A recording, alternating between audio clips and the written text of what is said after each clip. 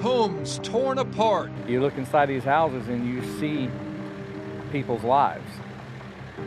It's open to the world now. And entire lives scattered across the community. Seen some tornadoes, but I've never seen devastation like this before. But through the devastation, We went over and tried to help a lady inside of a house, because her inside of her roof fell down. the community is coming together. People look out for each other here. Picking up the pieces and protecting each other in their darkest moments. You loot, we shoot. Live, the news you count on. NBC2, News at 11. That's a Colt 45 that they'll be meeting. Really? Yeah. Times of tragedy bring out the best and the worst in people. NBC2 cameras spotted this man climbing into someone's house and helping himself to whatever was inside. Now neighbors and deputies are out in force making sure that doesn't happen again.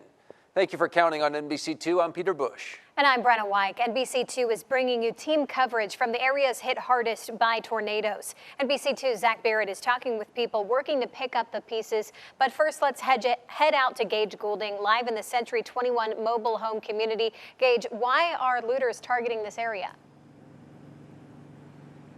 Yeah, Brenna, that's because there's three magic ingredients really that create this perfect cocktail for criminals. First, let's talk about the obvious, all of this hanging scrap metal, even some laying on the ground, and someone could just roll through, snag this up and create a fortune. Next, I mean, take a look down the street here.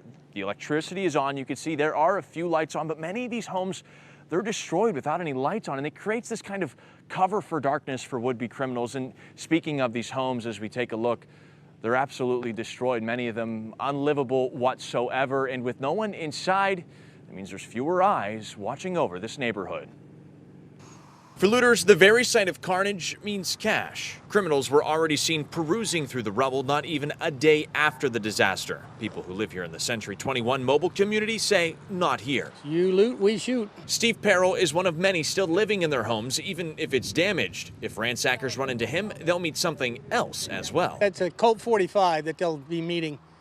Really? Yeah. Tonight, we didn't see any of that, likely because we weren't the only ones patrolling the streets. Lee County Sheriff's deputies are out in several communities, whether you see them or they see you. We had the police set here all night at the gate. They stayed there all night, so that was good. To top it off, crooks might have a hard time cracking through the gate. Security is standing by all night, checking every car that comes in. Somebody stopped me and asked if I live here. While some might think this debris is just up for grabs, remember, you might get more than what you bargained for. Not a good idea for them. Not a good idea at all. You loot, we shoot. Yeah, deputies here tell me they'll be here around the clock tonight along with security. Now, Peter, Brenna, that also goes for Tropicana Mobile Home Park, which is just down the street. Another community just devastated by this tornado on Sunday. I'm reporting live in Fort Myers. Gage, Goulding, NBC2.